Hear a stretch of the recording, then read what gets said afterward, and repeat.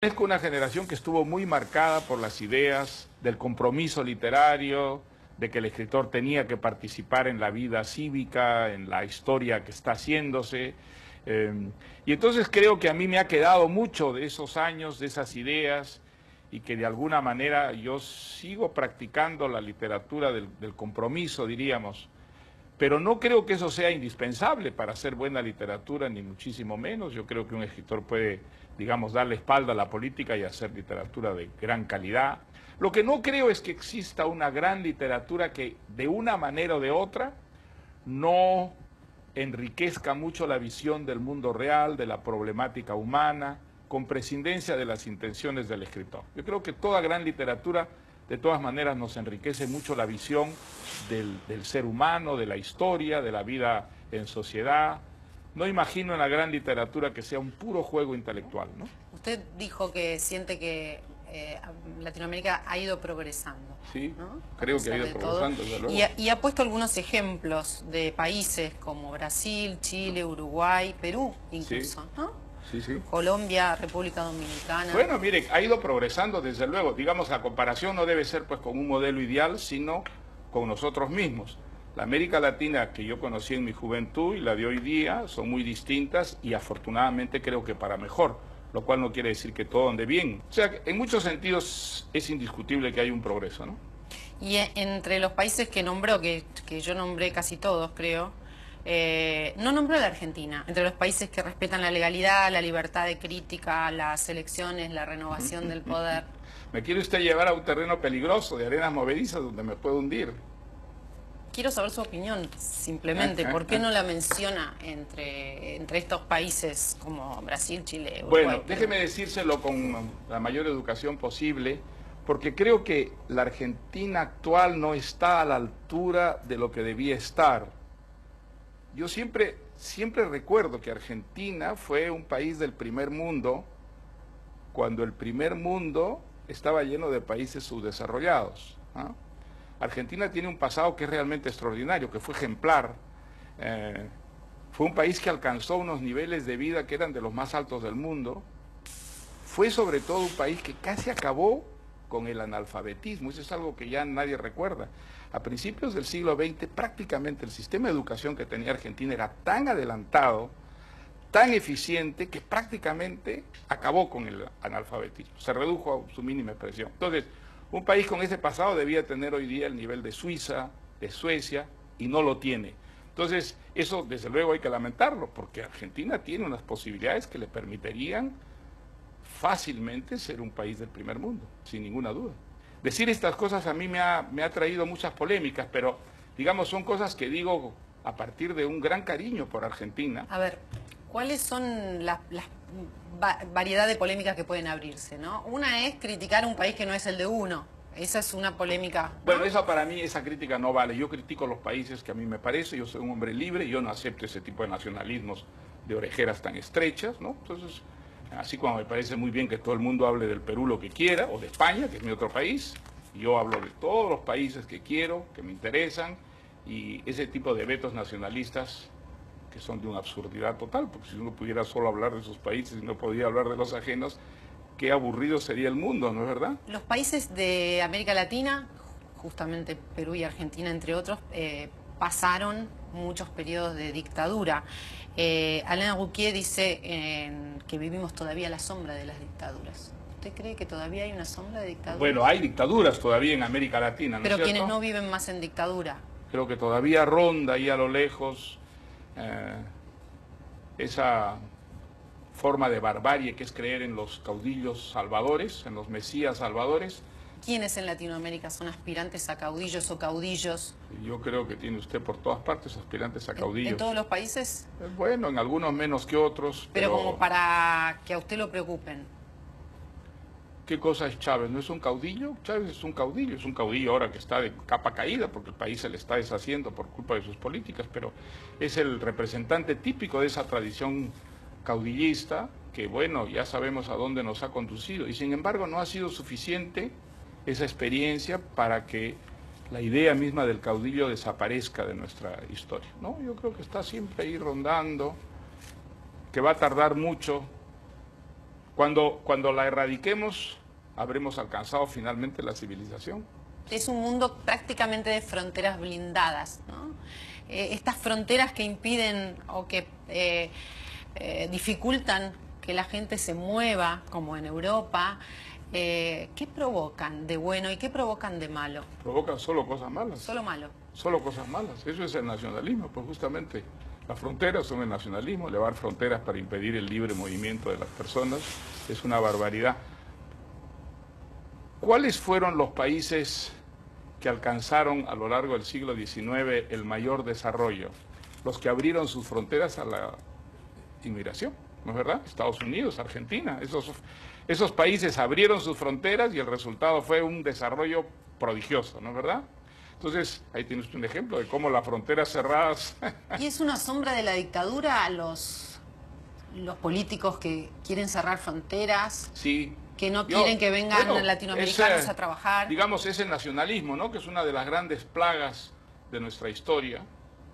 El creer que un país tiene que defenderse frente a los otros países. Eso es una tontería en cualquier parte del mundo, pero lo es mucho más en América Latina, donde las fronteras son largamente artificiales, ¿no es cierto? Son unas construcciones artificiales que pusieron, digamos, barreras entre países en los que los denominadores comunes eran muchísimo más importantes que las diferencias. ¿Existe la izquierda y la derecha todavía? ¿Como categorías?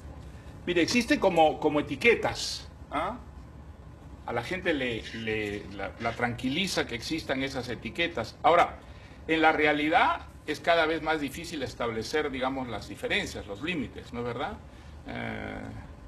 En Brasil, la izquierda defiende la empresa privada, atrae inversiones, entonces cree en la democracia, no cree en la revolución, ¿no es verdad? Entonces es izquierda, pues entonces todo es izquierda, ¿no? ¿No es verdad? Ya. Y la derecha pues en el pasado tenía unas líneas que ha abandonado en muchos sitios. Hay una derecha muy democrática en América Latina, no había derecha democrática en el pasado, iría así. Países como Chile, Perú, Colombia tienen una derecha en el poder y la democracia se mantiene absolutamente sólida. ¿Qué ¿no? supone que generó tanta polémica, Vargas Llosa? ¿Qué supone ahora a la distancia de lo que generó su llegada a la Argentina a inaugurar la Feria del Libro? ¿Qué siente de usted que generó estas controversias? Mire, en primer lugar, la opinión del director de la Biblioteca Nacional. Estas controversias nacen básicamente de que un grupo de escritores argentinos pidieron que me vetaran. No había ninguna controversia cuando yo recibí esa invitación.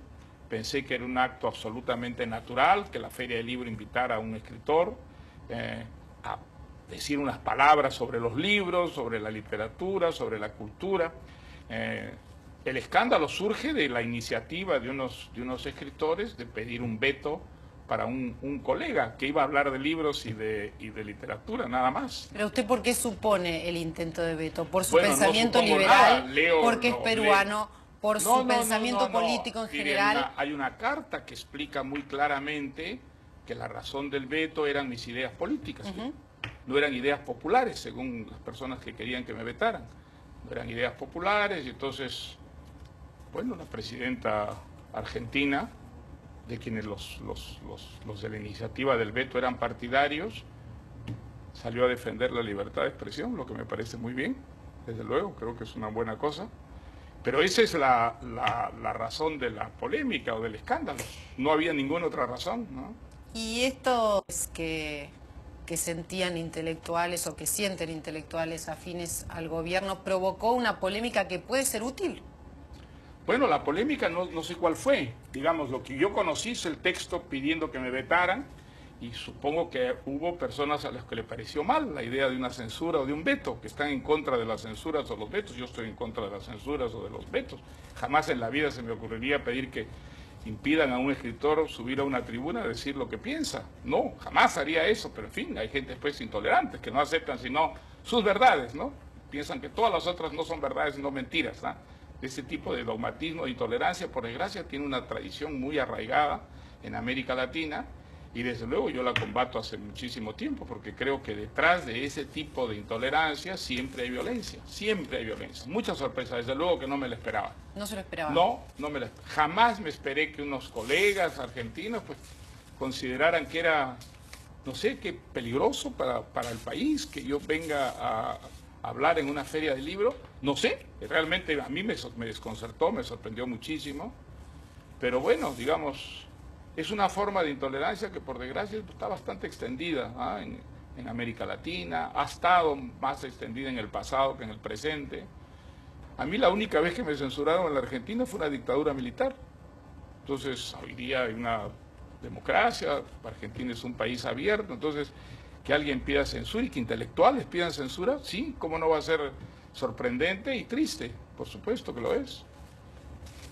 Porque puede haberlo vivido con rabia, con enojo, con bronca o con no lo he vivido tristeza. ni con A eso rabia, me ni refiero. con enojo, no, lo he vivido con cierta sorpresa y con cierta tristeza, sí. ¿Y le hizo cambiar el contenido de su discurso en la feria? Bueno, yo pensaba hablar solo de libros, pero ahora no voy a hablar solo de libros, voy a hablar de la libertad, que creo que es lo que estuvo en cuestión en este intento de veto. Voy a hablar de la libertad, que es una cosa para mí muy preciosa y que yo defiendo con uñas y dientes, ¿ya?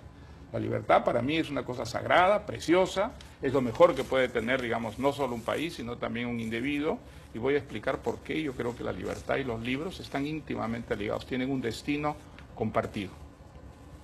¿Tiene respeto por los intelectuales que no estaban de acuerdo en que usted viniera? Tengo respeto por los intelectuales en general, desde luego, y lamento muchísimo que haya intelectuales que consideran que yo no debo abrir la boca, porque aparentemente constituye un peligro de algún tipo que yo diga lo que yo pienso, ¿no? No sé si la palabra que usaron es peligro, creo que no. Solo se prohíbe algo que se teme, ¿no? Si no, ¿por qué se prohibiría? No es la palabra exacta que usaron, ¿no? Ni veto ni censura, fue un pedido en relación a la apertura. Digamos, la idea de que yo no participara en la apertura, que me retiraran la invitación, ¿cómo se debe llamar entonces?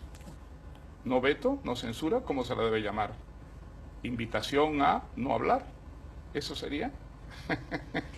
¿Qué va a votar finalmente? Porque usted dijo de un modo muy fuerte, la palabra fuerte le queda chica, ¿el SIDA o el cáncer?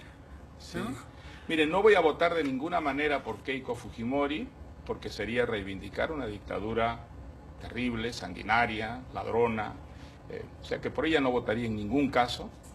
Y por Humala, que está muy lejos de lo que yo soy y de lo que yo pienso, solo votaré si es que Humala da suficientes pruebas de que es verdad lo que está diciendo, que se ha apartado del modelo de Chávez, que se ha acercado al modelo de Lula, que no va a limitar la libertad de expresión, que no va a nacionalizar empresas, que va a mantener la economía de mercado que le ha traído tan buenos, digamos, resultados al Perú. Si es así, votaré por Humala, pero creo que en estas semanas que quedan por delante es indispensable que él dé pruebas fehacientes de que estas cosas que dice son verdad, ¿no? Pensaba en quienes, sus seguidores, no sus seguidores, no los que compran los libros, sino los seguidores de sus opiniones, lo fuerte, ¿no? De escuchar el SIDA o el cáncer. ¿Un demócrata debe votar o puede votar en blanco? ¿Qué? Yo creo que debe votar. Yo creo que votar en blanco es, digamos, desde el punto de vista personal, moral, quizá es lavarse las manos, pero desde el punto de vista colectivo, votar en blanco es votar por el ganador, ¿no es cierto? Entonces yo creo que es preferible optar. En eso sí, ya en muchas cosas no soy sartreano, pero en eso sí, yo creo que siempre hay un mal menor, ¿no? O sea que siempre se puede elegir. En este caso sería Humala. Sí. Vargas Llosa, muchas gracias por tanto tiempo. Muchas gracias también.